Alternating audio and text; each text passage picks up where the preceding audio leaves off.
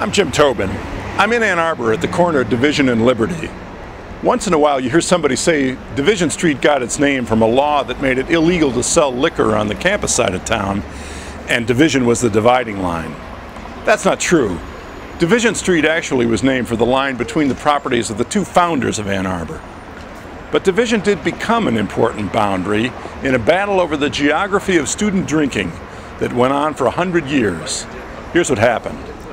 Michigan students of the 1850s, like many who followed them, did a lot of drinking, mostly in the saloons over on Main Street and on Broadway across the Huron River. If saloon owners refused to serve students, sometimes the students would take action.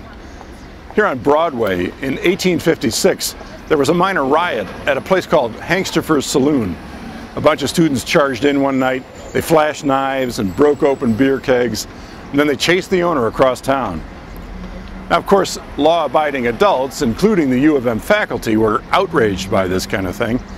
And so in the 1860s, a compromise developed. There was an informal agreement, but not a law, that no saloons would be opened east of Division Street. Students could still get beer, but they wouldn't be able to get it right outside their front doors. The issue came to a head again about 1900. At that time, a businessman named Doc Rose was operating a hotel with a bar that was right around here, overlooking the railroad station, now the Gandy Dancer. The neighbors were getting fed up with student rowdies around the hotel. A woman told the city council, "One morning we found bloody footprints leading up State Street from the saloon door. I tell you, people in this neighborhood could tell you some bad stories."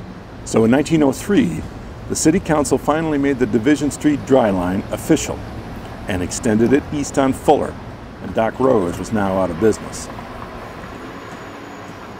The temperance movement reached its peak in 1919 with the passage of the 18th Amendment to the Constitution. The Prohibition era had started, and for nearly 15 years, all of Ann Arbor was officially dry.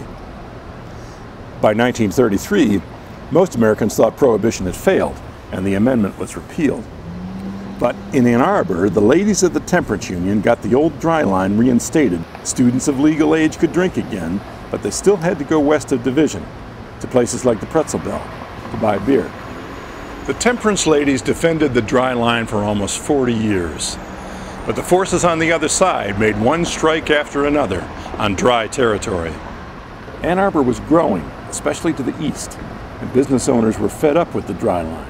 In 1960, the State Street Area Association said the dry line was, quote, becoming more ridiculous with each new parcel that is added to the east and to the south of the city. In the spring of 1964, the dry line became a dry island. That fall, voters agreed to shrink the dry island to the area right around the campus. And in the midst of the counterculture turmoil of 1969, city voters, by a landslide, abolished the dry line altogether.